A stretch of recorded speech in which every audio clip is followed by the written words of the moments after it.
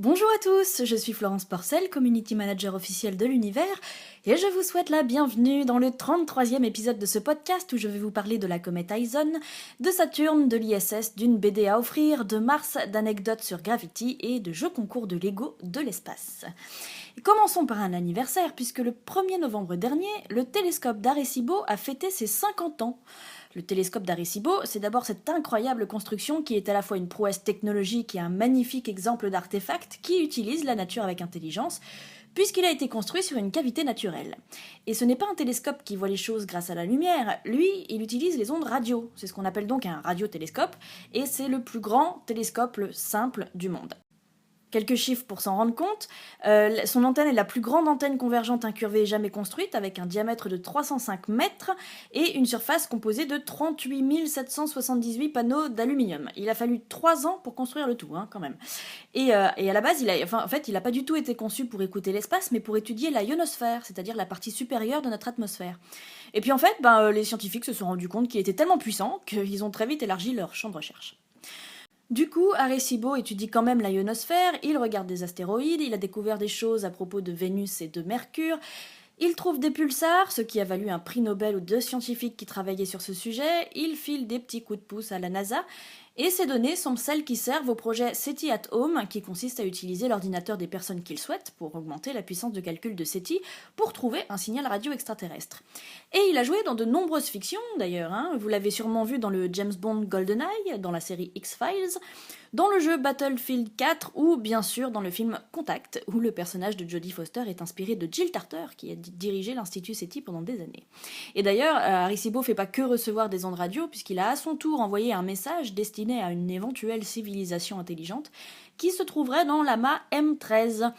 Mais, comment dire, comme il est situé à 25 000 années-lumière de nous, cet amas M13, et que le message est parti en 1974, on n'est pas prêt de recevoir une réponse, c'est moi qui vous le dis. Ah, la vie ailleurs, éternelle question qui n'est toujours pas résolue. Cependant, on a quand même fait un sacré bond en avant quand Curiosity nous a confirmé que Mars avait bel et bien été habitable. Habité, on n'en sait rien, mais habitable, oui. Et ce que vous voyez là, c'est une reconstitution de Mars il y a 4 milliards d'années.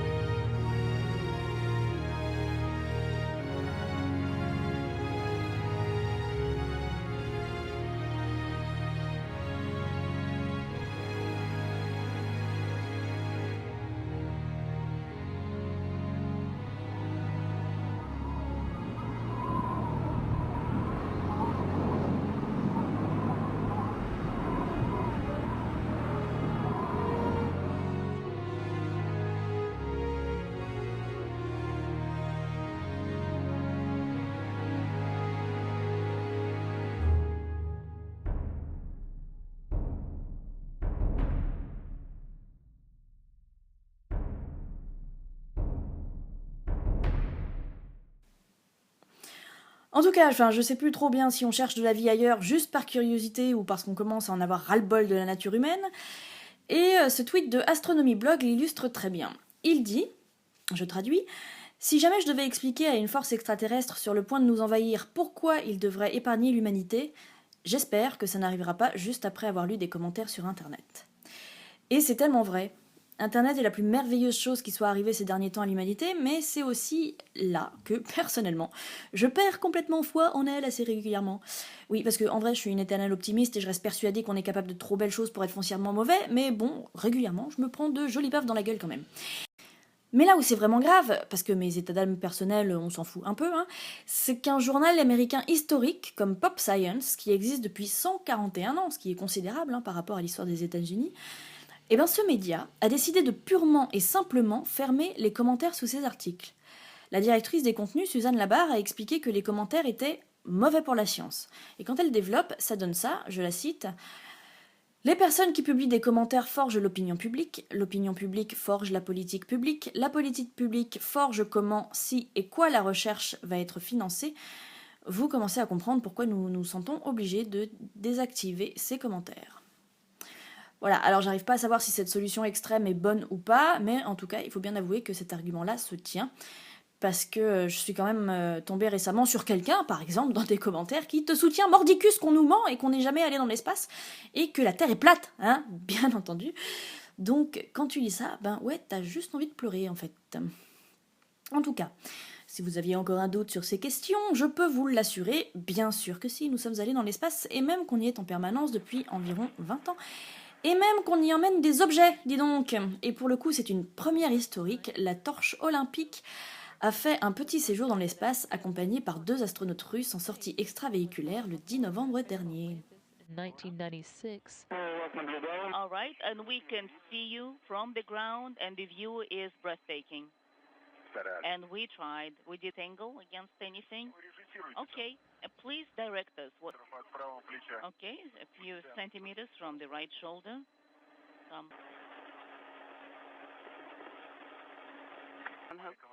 It's currently secured on the small red. Now please repeat the handover. In work. Do you see the image? Yes, we have a view from the camera. Do you see the LED? Yes. Oleg Kotov waving for the cameras as Sergei Rosansky holds onto the torch after it was passed off to him from Kotov. Et 10 jours plus tard, le 20 novembre, on fêtait les 15 ans de l'ISS. 15 ans 15 ans pour mettre en place le plus grand artefact jamais construit dans l'espace. Et cette vidéo montre à quel point c'est un exploit scientifique, technique et humain, une sorte de Lego spatial construit dans les 3 dimensions de l'espace, par 6 agences spatiales représentant 16 pays, qui en plus n'utilisent pas les mêmes normes. Alors longue de 110 mètres, large de 74 mètres, haute de 30 mètres, 400 tonnes et 400 mètres cubes habitables, 2500 mètres carrés de panneaux solaires pour un coût total estimé à 115 milliards de dollars. Des équipes de 3 se relayent tous les 6 mois, on en est à la 38e. 1500 expériences scientifiques y ont été réalisées en médecine, physiologie humaine, biologie, physique, sciences de la Terre, haute technologie. Tout ça à 400 km au-dessus de nos têtes, à la vitesse de 28 000 km/h, ce qui est plus rapide qu'une balle de revolver. Et je vous rappelle qu'il existe une appli permettant de savoir quand exactement elle passe au-dessus de nos têtes. Et j'ai passé mon été à la regarder passer, c'est assez magique. Il s'agit de ISS Spotter pour les iPhones et ISS Detector pour Android. Et plus magique encore, c'est que non seulement on peut la regarder passer, mais elle nous observe également. La preuve avec ces photos de la Terre prises par de nombreux astronautes à bord.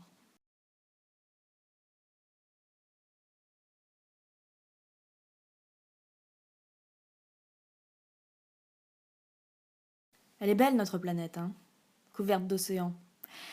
Elle est d'autant plus belle qu'elle est unique dans l'état actuel de nos connaissances et nos océans avec. Nos océans surtout, hein, qui contiennent à eux seuls des centaines de milliers d'espèces et où seulement 1% des espèces des océans profonds a été échantillonné. Donc non seulement tout ça est unique, mais en plus on est loin, très très loin de tout connaître et de tout savoir. Et il se trouve qu'il y a une sorte de pêche qui racle ces fonds marins en détruisant tout sur leur passage, donc 99% d'espèces qu'on ne connaît pas, et dans le pourcent restant, des coraux âgés de 4000 ans et des tas d'espèces dont le cycle de reproduction est très lent et qui risquent donc de disparaître très très vite. Je vous la fais courte parce qu'on s'éloigne des sciences de l'univers et de l'exploration spatiale, mais le chalutage profond est 3000 fois plus destructif que n'importe quelle activité marine humaine, y compris l'extraction de gaz ou de pétrole, qu'il y a 11 navires en Europe qui utilisent cette technique, dont 9 sont français, que cette pêche est uniquement financée par des subventions, et donc par nos impôts, qu'en plus elle est déficitaire et qu'elle ne représente qu'une portion congrue des emplois marins français. Pénélope Bagieux en a fait un post sur son blog, ce sont ces illustrations que j'utilise depuis tout à l'heure, et il ne reste que quelques jours avant qu'une loi ne puisse être votée au Parlement européen pour interdire ce genre de pratique. Donc il n'est pas trop tard pour signer la pétition, il reste quelques jours pour rejoindre les plus de 600 000 personnes qui ont déjà signé. Alors j'ai signé, bien sûr, parce que je pars du principe qu'en signant, je sauve un peu le monde. Voilà. Après ce petit intermède, revenons à des choses moins terre à terre. Elle est belle, hein ? Enfin, elle était, hein, parce que cette facétieuse comète Ison ne ressemble plus du tout à ça depuis le 28 novembre où elle est passée au plus près du Soleil. Mais avant ça, regardez. Ce gif extraordinaire où on la voit. D'ailleurs, il y a 2 comètes sur cette image. Ison étant celle en bas de l'image. Et on les voit dans leur approche du Soleil.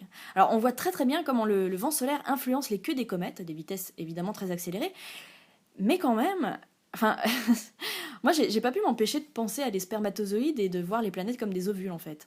C'est pas une comparaison si triviale quand on sait que la théorie de la panspermie, qui pense que ce sont les comètes qui ont apporté l'eau des océans et les premières briques de la vie sur Terre, et bien que cette théorie de la panspermie est de plus en plus admise. Voilà. C'était pour la digression un peu philosophique du jour.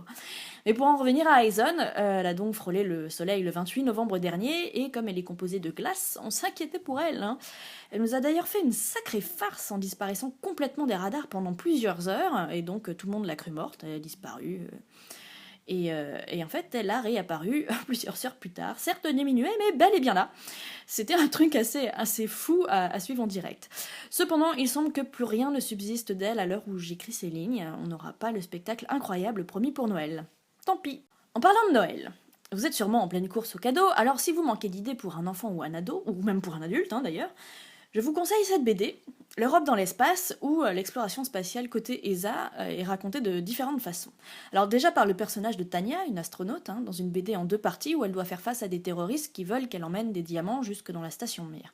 Et une 3e BD, inédite, où elle doit aller secourir des astronautes sur la Lune. C'est amusant, c'est frais, et puis surtout c'est super bien documenté, quoi. Les bâtiments existants sont les mêmes, les procédures sont respectées, bref, en fait c'est un peu Gravité en BD, bon, plus léger, moins solitaire et surtout moins catastrophique, mais quand même. Et entre les BD, l'histoire de l'exploration spatiale est racontée avec du texte, des photos d'archives, des explications, des images magnifiques, des schémas, bref, c'est un très beau cadeau de Noël à offrir pour tous ceux qui s'intéressent à tout ça. À partir de 8-9 ans, il fait 176 pages, il coûte 25 € et il est préfacé par Jean-François Clairvoy et Claudie Ignoré, entre autres. Et en parlant de gens du spatial qui s'impliquent dans des livres, voici la personnalité que j'ai envie de mettre en avant dans cet épisode. Il fait partie de la liste très sélecte de mes héros. Il s'appelle Sébastien Rouquette, il est docteur en planétologie, déjà rien que ça, ils me font du rêve sur 12 générations d'immortels, Mais en plus, il est passé à ça d'entrer dans le corps des astronautes de l'ESA, il est entré au CNES en tant que médiateur spatial, il s'est occupé de la sélection des expériences éducatives des vols paraboliques, il a travaillé à la conception de satellites d'astrophysique et il est désormais responsable des vols paraboliques. J'ai d'ailleurs volé avec lui lors de mon expérience 0G. Voilà, il est là en bleu à l'arrière-plan au milieu de l'image et c'est lui qui nous dit d'arrêter de lutter et d'y aller tranquille. Tranquille,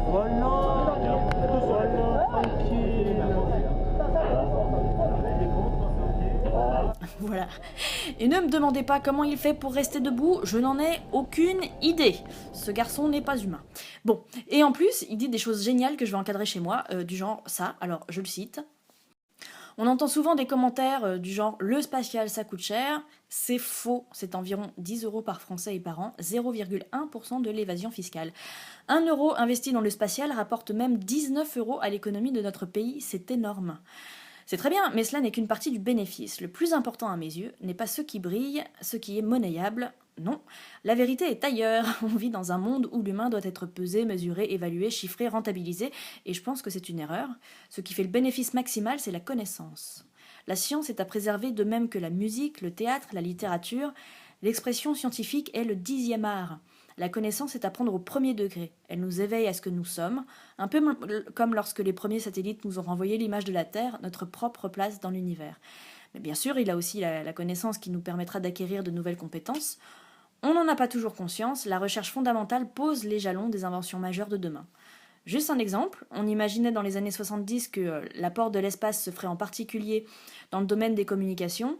Aujourd'hui, c'est plus dans le domaine de l'environnement que le spatial est une pierre angulaire, par la vision globale et précise qu'il apporte de notre monde. C'est finalement pour cela qu'on attend souvent des procès aux sciences en les accusant du mal qu'elles combattent. En vérité, elles rendent l'homme meilleur et plus malin, tout ce qu'il faut pour ne pas être un agneau victime des systèmes et des dogmes. Je suis heureux et fier de contribuer à cet élan humaniste. » Voilà, fin de citation. C'est un extrait d'une longue interview que j'ai mise en ligne sur mon blog. C'est un homme passionnant, je vous invite vraiment à la lire. Et d'ailleurs, dans cette interview, je lui ai demandé comment on pouvait devenir Monsieur en orange, qui rattrape littéralement les gens au vol, parce qu'on ne sait jamais, je pense à une reconversion.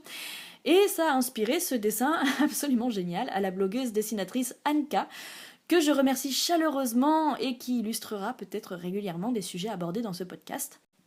En attendant, vous pouvez aller voir ce qu'elle fait sur anka.fr,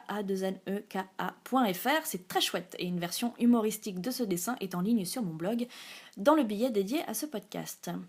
En tout cas, il devrait y avoir des milliers de Sébastien Rouquette sur cette terre, et sachez qu'il a également sorti 2 livres pour les enfants, sans doute parce qu'il en a 4 lui-même, Le papillon et la lune, et Mon premier atlas du ciel et de l'espace.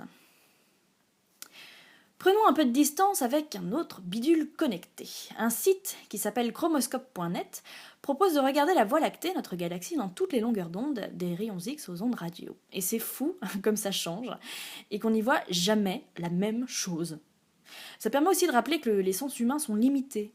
Rien que sur Terre, déjà, des animaux ont par exemple une ouïe beaucoup plus fine que la nôtre, ou entendent dans d'autres fréquences. On a un sens de l'odorat extrêmement peu développé, et notre vue, donc, est limitée au visible, ce qui est une tautologie, je vous l'accorde, d'où notre besoin de fabriquer des instruments qui y voient pour nous dans d'autres longueurs d'onde. Alors imaginez qu'une autre espèce intelligente existe, qu'elle soit dotée d'une vue, mais qu'elle ne puisse voir que dans les micro-ondes, par exemple. Vous voyez la différence entre notre vision du monde et la leur ? Ça n'a rien à voir, sans mauvais jeu de mots. Alors, on risque pas de se comprendre, donc de s'entendre, donc de se respecter. Déjà qu'on n'y arrive pas ici, au sein de la même espèce vivant sur la même planète, parfois même dans le même pays, parfois même dans le même immeuble, alors un alien, comment dire, c'est pas gagné. Voilà. Non, rien, en fait, c'était juste comme ça. Je sais pas pourquoi, voilà.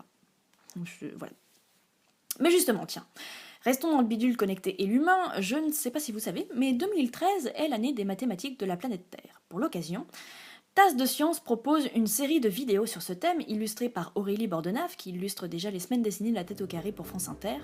Je vous fais cadeau du 4e épisode sur 5, c'est du génie.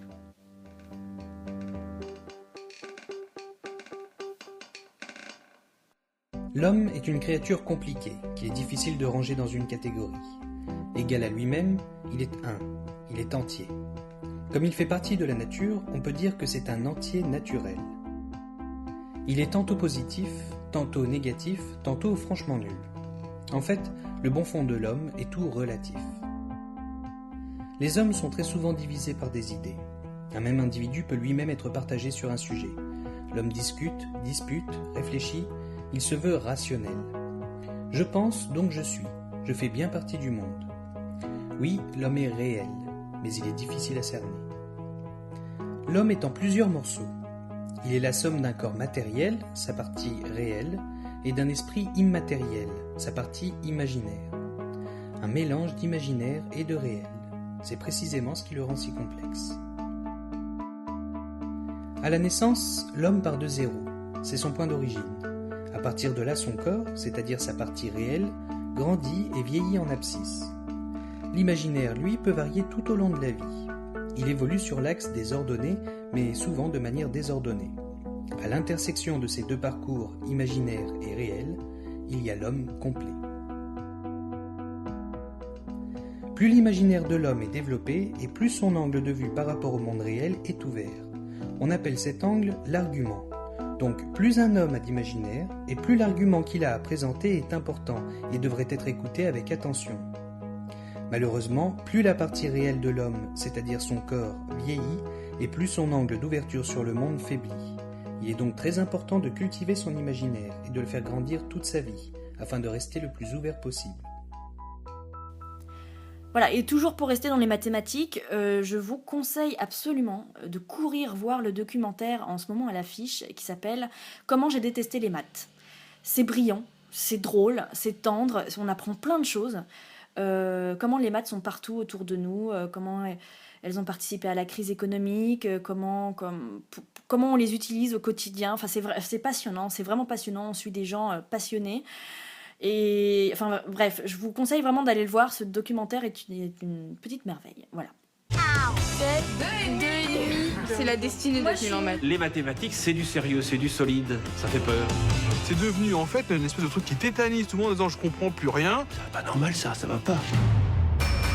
Math, for me, are just a means to get a grade to get into college. It's a selection mechanism. It's not just about mathematics. It's because of what it gives you access to. It's very political. The world's whole economic engine now is increasingly based on mathematics and science. From Google to Goldman. By Goldman, of course, I mean Goldman Sachs.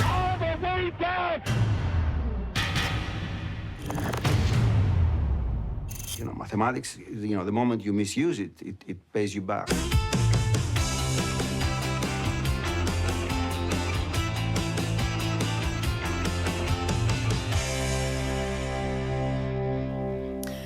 Bon, mais quand même, malgré nos désaccords entre êtres humains, nous vivons tous sur une même planète, qui, je le rappelle, est unique en son genre, et des fois on organise des trucs à l'échelle internationale qui mobilisent tout le monde. C'est pas souvent, ce sont souvent des événements sportifs d'ailleurs, mais des fois c'est lié à l'espace. Et récemment, je vous en avais longuement parlé lors de l'épisode 31, les êtres humains tout autour du globe avaient fait signe au même moment en direction de Saturne, parce qu'on savait qu'une photo allait être prise de là-bas par Cassini à ce moment-là.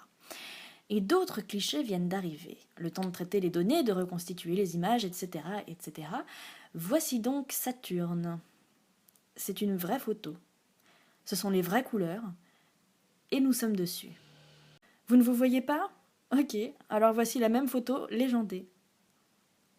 Truc de ouf, hein ? Truc de ouf. Et c'est avec ce genre de photos qu'on peut se rendre compte à quel point nous vivons sur un vaisseau spatial. Seuls les astronautes qui ont volé en ont profondément conscience, dans leur âme et dans leur trip, si j'ose dire, et c'est vraiment cette prise de conscience qui les change tous, en tout cas tous ceux que j'ai pu rencontrer, lire ou écouter. Et justement, le mois dernier, j'ai été invitée à une séance privée de Gravity par l'association Women in Aerospace Europe, en compagnie justement de Jean-François Clairvoy, astronaute, et de Tiffany Tavernier, scénariste. Écoutez Jean-François Clairvoy parler de la Terre vue de l'espace. Et combien d'entre vous ici aimerait vivre ça en vrai, la vue de la Terre? Alors, levez la main. La vue de la Terre. Je vous demande bien la vue de la mer Rouge, le Nil, de l'île de la Terre. Quand vous avez fait une Italie, il y a des endroits où il y a des moments où on reconnaît. Et ce que j'aime bien, c'est que Matt, le cake, etc., à plusieurs reprises au cours du film, enfin pendant qu'il est là, eh bien, on le voit s'exprimer son émotion à la vue de la Terre, de la beauté de la Terre, le reflet du soleil sur le Gange. Et même quand il est en détresse, même quand il sait qu'il va mourir, il continue à admirer la Terre. Et ça m'a touché parce que j'ai vécu ça. Enfin, pas avant de mourir, hein. Et j'ai vécu des moments d'émotion où j'oubliais que mon job c'était d'être astronaute à bord à réaliser telle tâche. Et je me disais, mais c'est incroyable ce privilège que j'ai de terrien, d'avoir ce recul, ce champ visuel qui couvre plusieurs milliers de kilomètres à la ronde, et cette vie que représente la Terre, parce qu'elle est colorée, et c'est la vie qui la rend si belle à voir. Et à l'horizon, cette pellicule de gaz très fine qui nous fait prendre conscience de la fragilité de la vie à sa surface. Mais cette alternance jour-nuit, aussi alternance dans le cas des missions, ma première mission, c'est pas le cas des missions Hubble, mais quand on est sur une orbite qui est inclinée par rapport au plan d'équateur, c'est un peu technique, hein, mais pendant 45 minutes, on survole bien l'hémisphère nord où c'est l'hiver, tout est blanc, et les 45 minutes suivantes, c'est la saison opposée, l'hémisphère sud, où c'est l'été. Et de voir alterner les saisons toutes les 45 minutes, les côtés jour-nuit, le reflet, la lune, à un moment donné, la lune se lève, et ça, le film le rend très très bien, vraiment très bien. Vous demandez aux cosmonautes russes qui ont volé plusieurs fois 6 mois dans l'espace, ils sont pas lassés. Mon fantasme d'astronaute, c'est apprendre la Terre par cœur, visuellement. Et je connais des Russes, vous leur montrez une photo de n'importe quel endroit sur Terre. Bon, pas une photo blanche uniforme de couverture de nuages, hein, mais de la Terre sans nuages. Ils vous disent où ça se trouve et comment ça s'appelle. Ils connaissent par cœur visuellement la planète Terre. Toutes les grandes villes, les estuaires, les fleuves, les pays, parce qu'on a des atlas à bord, et dès qu'on a du temps libre, on regarde, et puis on regarde l'atlas, tiens, ça c'est ça, et puis parfois on se passe, et on en arrive à pleurer d'émotion. On m'avait prévenu avant mon premier vol, ne sois pas surpris si tu es ému au point que tes yeux mouillent de la beauté de la Terre. Et là, dans le film, elle est souvent présente, la Terre. Elle est là, elle nous attire, la gravité va nous faire revenir un jour sur Terre, que ce soit sans contrôle ou avec contrôle, elle s'en sort à la fin, c'est magnifique. Il nous a aussi raconté que la première fois qu'il a vu le film, il a vraiment cru que les premières images, la réparation de Hubble et tout ça, c'était des images d'archives, tellement c'était réaliste. Alors je rappelle qu'il a volé 3 fois, la dernière fois en 99, justement dans une mission de réparation de Hubble. Il nous a raconté aussi que rien n'avait jamais été aussi catastrophique que dans le film, dans l'histoire des stations spatiales, mais que la station Mir a quand même eu chaud aux fesses. Le feu, Mir a connu un feu presque catastrophique.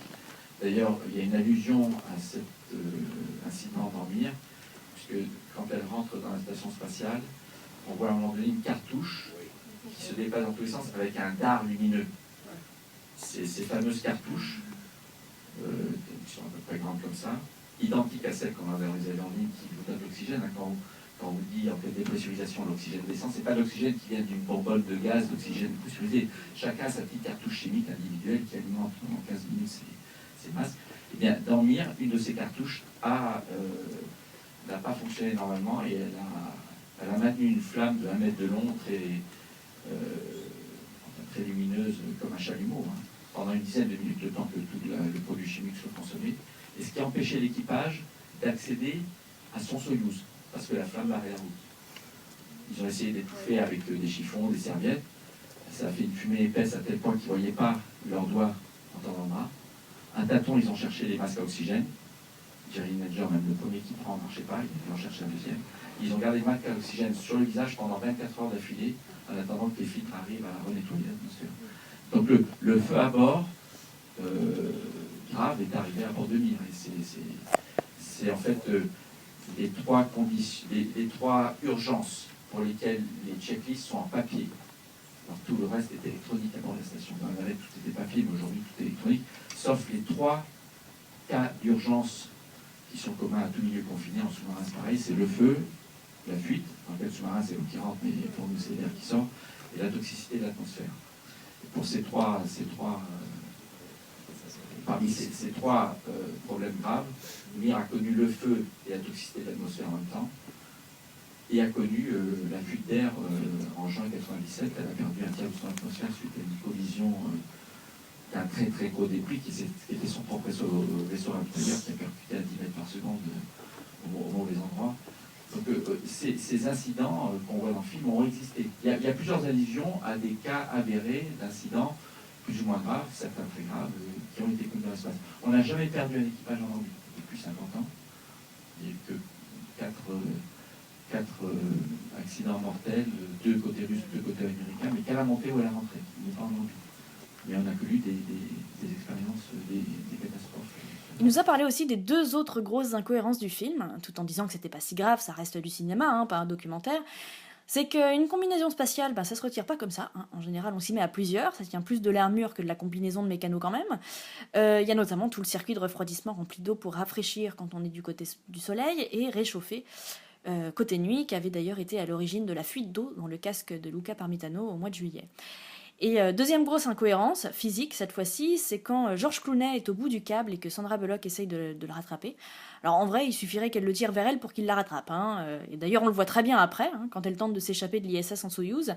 Il est attaché à la station par son parachute et elle a beau vouloir s'en aller, les câbles la ramènent tout le temps vers la station. Mais bon, le scénario voulait que Clooney disparaisse, alors il s'est arrangé avec les lois de la physique. Et d'ailleurs, il n'y avait pas que Jean-François Clairvoy à cette projection, il y avait aussi Tiffany Tavernier, qui est scénariste et qui nous a donc parlé du scénario. Alors, les 2 questions. La première, un film sur l'espace en Europe. Parce qu'en France, je pense que là ça demanderait, ça générerait une grande différence de budget entre les budgets européens et les budgets hollywoodiens. Il n'empêche que les gens commencent à s'intéresser à l'espace. Mathieu Kassovitz actuellement est très très intéressé par l'espace. Je pense que ce monde fascine totalement les gens du cinéma, mais pas seulement, les gens aussi de la littérature. Il y a une connexion qui n'est pas entamée, que j'aimerais bien moi propulser, parce que je rencontre des gens magnifiques, mais vous êtes pour les gens de la culture et des gens du cinéma, des E.T. Impossibles à rencontrer. Moi quand j'ai dit que je venais ici, ils m'ont dit comment tu les as connus, mais comment ils sont, c'est presque s'ils avaient des oreilles plus grandes que nous. Donc il y a quelque chose d'étonnant, il y a encore un mythe, il y a un fantasme qui à la fois génère une vraie on va dire, un vrai amour pour l'espace et en même temps une peur assez merveilleuse d'approche de ce monde, mais qui est en train, néanmoins, Gravity va y contribuer fortement, de générer, tu citais des rencontres, parce que je pense qu'il y a des films qui peuvent émerger absolument de ce monde, peut-être très différents de celui-ci. Les Européens ont leur façon aussi de filmer. D'ailleurs, ce film a été quand même inspiré largement, Quaron s'est inspiré pour, du coup, rebondir sur la deuxième question, fortement inspiré par l'univers de Bresson, Robert Bresson, et notamment par un film de Robert Bresson, Un condamné à mort s'est échappé, A Man Escaped, de 1956, qui effectivement ne traite que d'une situation de survie d'un homme qui tente de s'échapper et qui ne vise pendant tout le film la cinématographie. Alors c'est pour ça que c'est un peu difficile de parler d'un scénario, parce que ici le scénario ne tend qu'à s'effacer au profit d'une cinématographie et qu'à laisser véritablement, et c'est le génie, on va dire, du scénariste, qui est le fils d'ailleurs de Quaron, d'avoir justement, d'avoir tout fait pour que le scénario soit le plus tenu possible et de telle façon à pouvoir laisser entrer dans cette narration, vous l'avez tous, je pense, vécu, qui est hyper tenue, hyper fine, hein. C'est l'histoire d'une femme. On est vraiment, le pitch du film pourrait tenir à l'histoire d'une femme qui, propulsée dans l'espace, ne sait pas si elle a envie de revenir ou pas, parce que sa petite fille est morte. Donc c'est un peu une histoire. Voilà. Il n'y a que, c'est comme dans le film de Robert Bresson, je veux m'échapper, est-ce que je vais y arriver? Et je suis dans la solitude. Je veux également échapper à ma condition d'homme prisonnier. Et il y a quelque chose d'extraordinaire, et cette immersion physique, sensorielle, elle est en grande partie nourrie par le scénario qui n'existe pas. Alors c'est étonnant, hein. C'est par le manque de scénario, et c'est formidable.